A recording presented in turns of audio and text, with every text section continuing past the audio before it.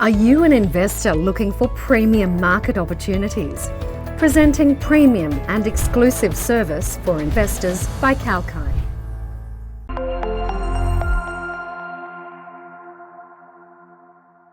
I'm Sage for Kalkai Media. Please subscribe to the channel. The tales of unreachable and unaffordable Australian markets have been in the news for most of the year. Aspiring homeowners have faced the gravity of the circumstance as the housing market became increasingly difficult to enter. The task of saving for a deposit for many aspiring homeowners amidst the rising inflation rate seems next to impossible, and hence they're opening doors to explore other options, which might seem a little more feasible, and the rent-to-buy option is one of them. A rent-to-buy or rent-to-own agreement is the kind of agreement in which one gets to rent a home for a certain amount of time, with the option to buy it before the lease expires. Similar to what it sounds, if one is looking for rent-to-buy houses, payment will have to be made in the form of rent. With this agreement method, aspiring property owners spare themselves from the trouble of securing finance from a bank or lending institution and can go ahead at their own pace. And what's important here is to note that each state has a different policy on rent-to-buy schemes, thus it's important to understand each state's rules. In the bigger cities, like Sydney and Melbourne, for example, there is quite an active market for rent-to-own. In contrast to the smaller cities, there are two different kinds of rent-to-own contracts. First, the lease-option contracts, and the other, the lease-purchase contracts.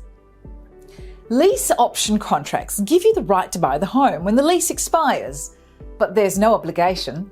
The option will expire if you decide not to buy the property when the lease ends. But with lease purchase contracts, there is an obligation to purchase the property. This requires signing a contract with the assigned vendor at the end of the agreed rental period, and this rental period can stretch from 2 to 5 years. Now that we have discovered the advantages of this kind of agreement, it's also good to look at the flip side. The agreement could be a little tricky if the property's purchase price eventually gets more than its market value. Obtaining and securing finances in that case becomes a little difficult. It may not be easy to obtain finance without securing finance. You may lose everything you invested.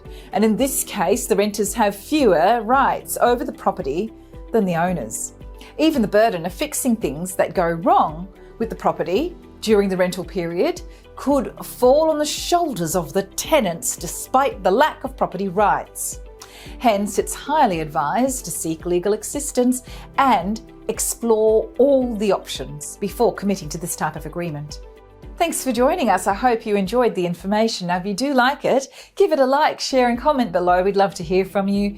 Subscribe to the channel by pressing that bell icon. You'll be notified every time there's a new video from Kalkai. For more articles, head to the website. It's kalkaimedia.com. And my name's Sage for Kalkai Media.